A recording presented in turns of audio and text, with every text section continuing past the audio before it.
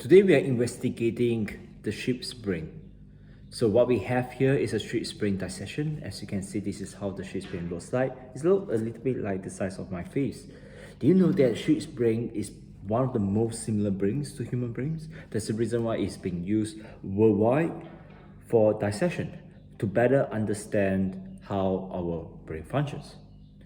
So ship spring, once again, 1/10 of the size of a human's brain.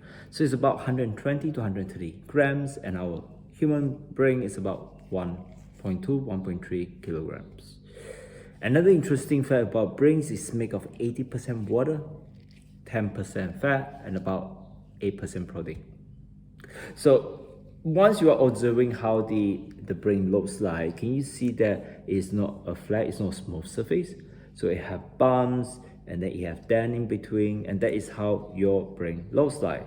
And some interesting features that you have here, you can see the spinal cord at the back, so that's connected to the spine. So what we'll do now, I'm going to explain, I'm going to start dissecting to break it up. Before I do that, we're going to start to go through the different parts and the different components of the brain.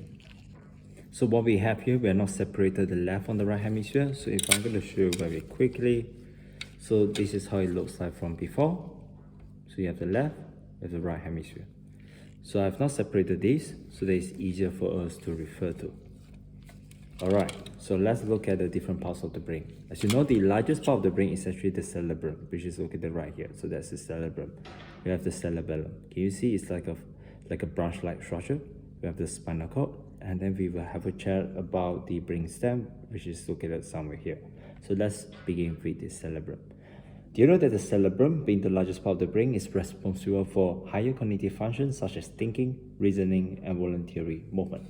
So we spoke about the loops and how they are important for the functioning of the brain.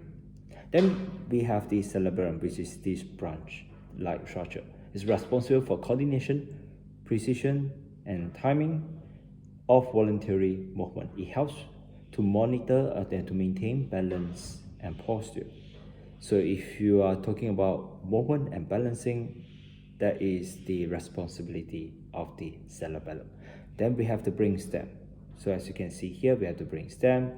So if you can see this clearly, then you have the medulla, you have the pons, you have the midbrain. So generally speaking, the brain stem is important to control basic life functions such as breathing, heart rate, and digestion. It also acts as a pathway for nerve fibers to travel to and from the brain.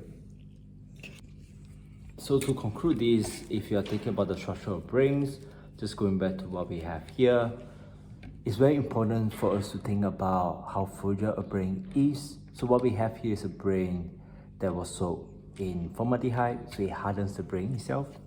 But if you go to a market or supermarket, if you purchase a fresh brain, it's pretty soft like tofu.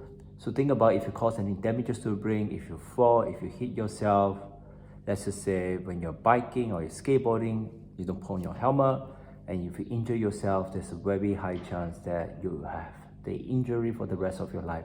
So it's very important for us to understand the importance, function, the purpose of the brain, and to make sure that when you are out, you do protect yourself, because if you don't, and if you fall, and if there's any damages to your brain, this is something that you have to live for the rest of your life.